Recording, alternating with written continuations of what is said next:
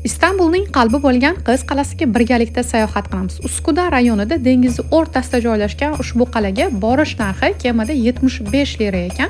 Ichkariga kirish narxini esa video oxirida aytaman. Qal'a tashqaridan juda ham kichkina ko'ringani bilan aslida keng va juda ham mahobatli, qolaversa ikkinchi qavatida kafechka, ya'ni choy ichadigan joy ham mavjud ekan.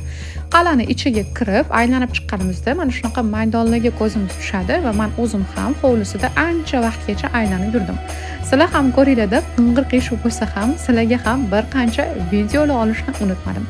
Bergan pulimga arzisin deb qal'ani har bitta burchagini ko'rib chiqdim va hamma yog'ini rasmga oldim. Ana undan keyin terrasaga chiqib, Istanbulning jozibali manzarasini tomosha qildim va men bu yerda Istanbulga yana bir marta oshiq bo'ldim. Kurtlar vadisi mashhur serialda Po'lat va Elifning uchrashuv manzili bo'lgan ushbu qal'a bugungi kunda ko'pchilik yigitlarni yoriga merimi, ya'ni turmush qurish taklifi beradigan joyiga aylangan. Bu videoni Qiz qal'asiga birga borishni xohlagan odamingizga yuborib qo'ying. Chet el fuqarolari uchun Qiz qal'asiga kirish 900 lirani tashkil qiladigan. Shu sababli men o'sha kuni uyimga peshqom ketdim. Nima deb o'ylaysiz? Bu narx qal'aga kirishga arziydimi? Kommentariyaga fikringizni yozib qoldiring.